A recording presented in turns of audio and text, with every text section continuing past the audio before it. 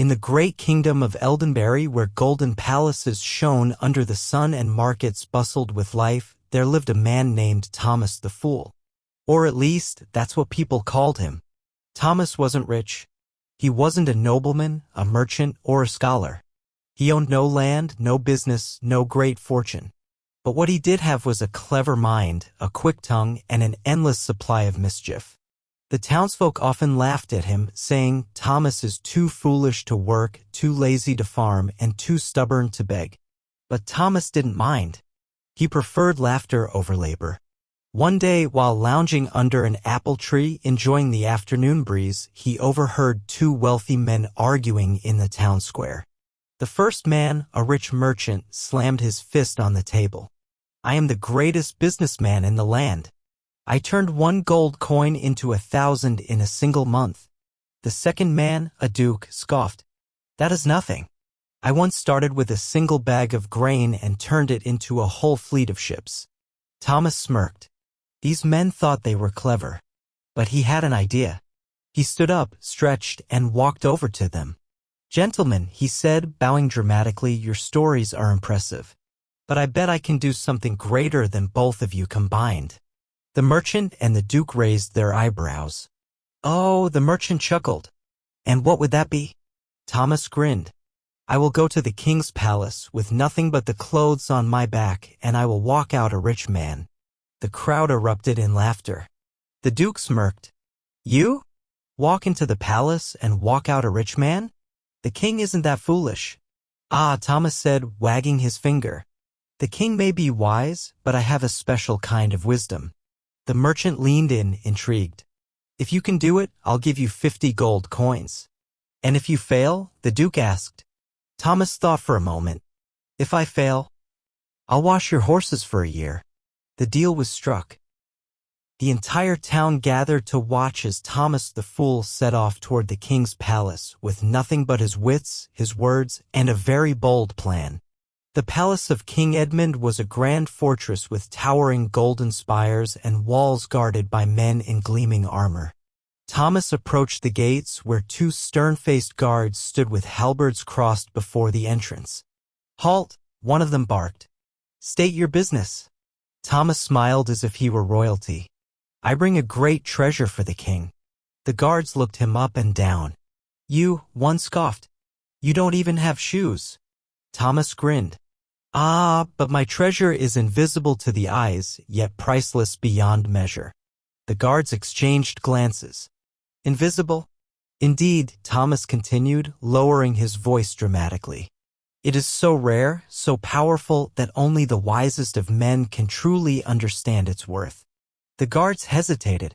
If the king found out they turned away a priceless treasure, he'd have their heads. With a sigh, one of them stepped aside. "Fine. But if this is a trick, the king will have your head instead." Thomas waltzed into the palace with a confident smile. He had no gold, no gifts, and no grand title. Yet he was already inside the most powerful place in the kingdom. The royal court of King Edmund was filled with nobles, scholars, and advisors, all dressed in fine silk robes. Golden chandeliers glowed overhead, and the scent of roasted meats filled the air.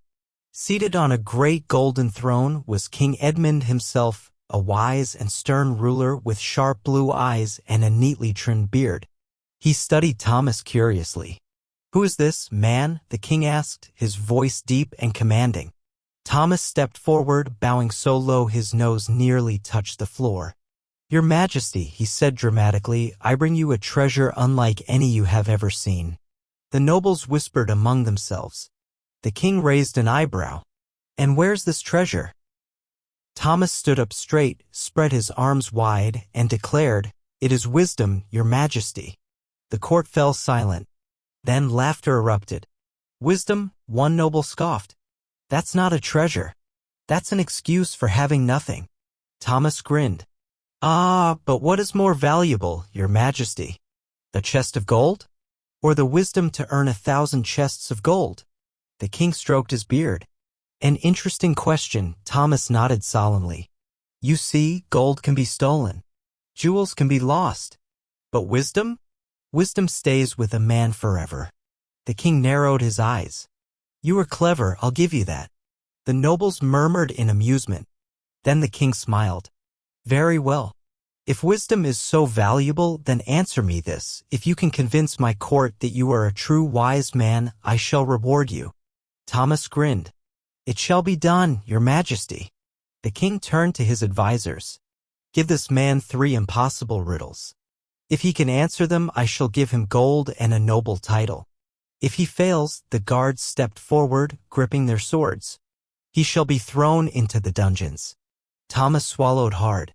He had talked his way into the palace, but could he talk his way out? The first advisor stepped forward. Here is your first riddle, he said. What is lighter than a feather, yet no man can hold it for long? Thomas grinned immediately. Easy. Your own breath. The court murmured in surprise. The advisor nodded. The second advisor spoke. What has eyes but cannot see and follows you wherever you go? Thomas pretended to think, rubbing his chin. Then he snapped his fingers. A shadow. The king's eyes twinkled with amusement. Then came the final riddle. The king himself leaned forward. Tell me, Thomas, what is the one thing that belongs to you, yet others use it more than you do? Thomas grinned. My name, your majesty. The court fell silent. Then the king threw back his head and laughed. Thomas, you are either the wisest fool I have ever met or the most foolish wise man. The king stood. Either way, you have won your wager. And so, Thomas walked out of the palace a rich man, all because he had traded nothing but his wits. The end.